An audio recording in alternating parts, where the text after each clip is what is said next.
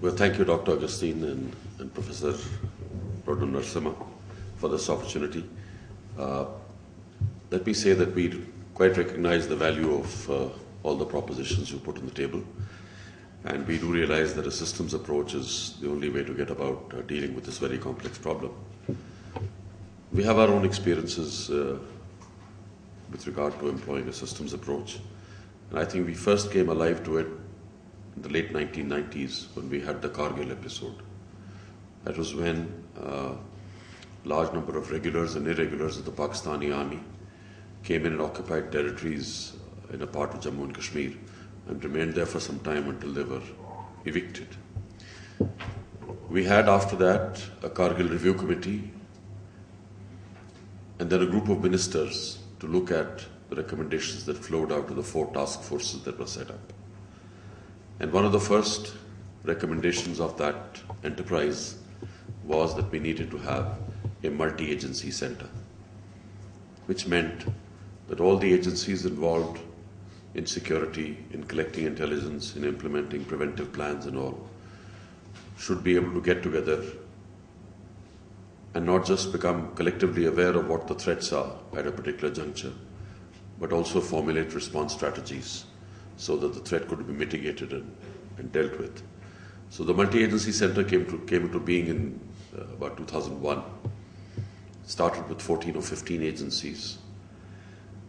And its cultural issues, its cultural inhibitions that prevented participating agencies from really coming out with everything that was necessary to be brought to the table. As a result of which, the multi-agency center did not progress as well as it should have had. And the Mumbai attacks are actually an example of the handicaps that we had before the multi-agency center became effective. There was intelligence about a possible attack through a vessel coming in across the west coast. There was intelligence to suggest that these people were taken off from Pakistan. But of course the precise landing point and so on were not known. But to cut a long story short, our then Home Minister, who is now the Finance Minister, Mr. Chidambaram, took it upon himself to breathe new life into the multi-agency center and issued a new order at the end of December, creating a new way for collaborative functioning within the multi-agency center. So he did not opt for the creation of a crowning hierarchy in something like the Department of Homeland Security, to which 22 agencies now report, because he reckoned that it would be difficult to aggregate all that under one head. But what he thought was that whatever is worth sort of focusing on could be brought to the table before the number of agencies that were necessary. So we today have a multi-agency center which has about 26 or 27 agencies right across the board, through revenue to intelligence to response mechanisms and so on.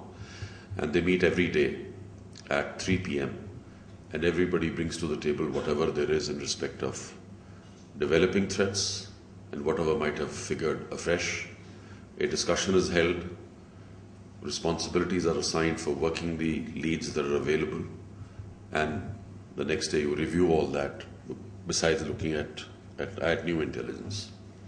Interestingly, one of the subsystems he introduced into this mechanism was the concept of focus groups. That is, not all the 26 or 27 agencies need to be involved in every pursuit.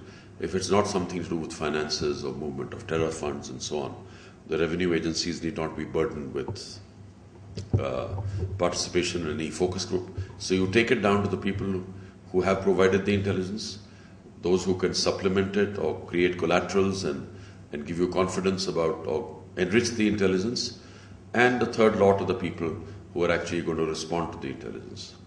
And these focus groups then have continuous meetings, and they work on it until they get to the end of the problem. So in this kind of a situation, you today have a platform where all the relevant agencies participate.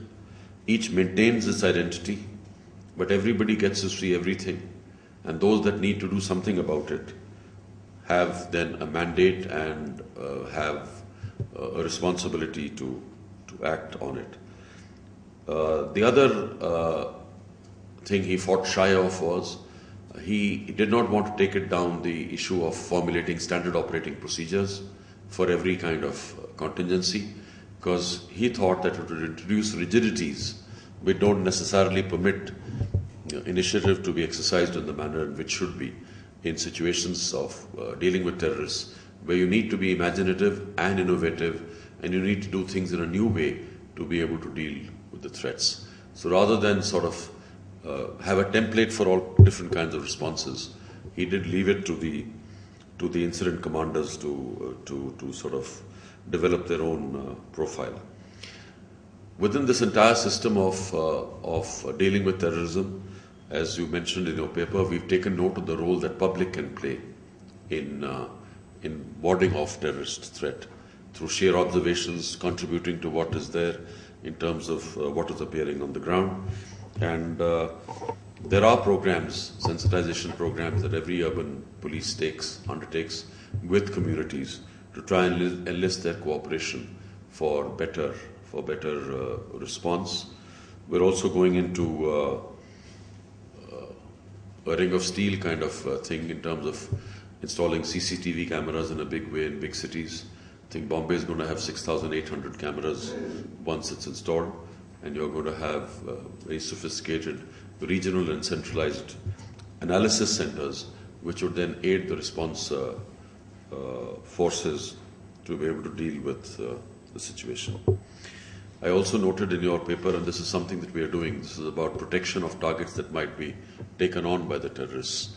And we divided into two different parts. One is personalities who might be attacked. And in respect of them, every quarter we have a threat assessment that is made by all the agencies, which is put together and which then defines what kind of protective security needs to be provided to an individual. And we have three categories of installations, the A, B, and C categories. Every installation is inspected in the first instance, and a menu of necessary installations is brought before them, and they are required to comply. In the A category institutions, there's an annual review. People who are armed with the intelligence that relates to that sector go to the enterprise and make a determination as to whether everything that had to be complied with has been complied with, and whether they need to tweak any part of the system, defensive system, to ensure that the new threats are accounted for and dealt with. The B category is once in 2 years, and the C category is once in 3 years. But there's always the door open for listening to the enterprise chief at a central point to take on board any fresh concerns that might have emerged out of any situation that is developing in that neighborhood. We've also developed two kinds of counter capacities. One, of course, there has been every state has set up anti-terrorist squads or special task forces which have a dual role, which have a response role in the event of a terrorist attack, but which also have a role for investigating those cases. Because we realize that if this crime scene is not preserved, then you lose a lot in the very first instance. So if the first responder is the man who has to investigate subsequently, he is going to make sure that the crime scene is protected and that the necessary experts can then come in and pick up whatever evidence in terms of forensics they can. We've also hyped up our capacity for forensic analysis. We're now able to determine on the basis of very, very small quantities, pico quantities, as to whether a certain explosive was used or not used, and what kind of detonators are deployed, and what kind of timers were deployed. So that all feeds into the second part of the response, which is in case there is a complicated incident, in case there are multiple venues running across jurisdictions, we have the National Investigation Agency now, which is a new body which came into being about 5 years ago. It is a specialized agency that deals only with terrorist crimes. Unfortunately, in our environment, in our legal environment, federal structure that we have, with law and order and crime being part of the jurisdiction of the provinces, the National Investigation Agency does not normally go in to investigate these cases unless invited to do so. So the normal situation is that the state response mechanism, which could be like an anti-terror squad, does the basic work, responds, preserves the evidence, and the National Investigation Agency comes in alongside, but not as the lead, until notification is done at the governmental level, transferring the investigation to the National Investigation Agency. We also have the National Disaster Management Agency, and we have a representative here from that organization.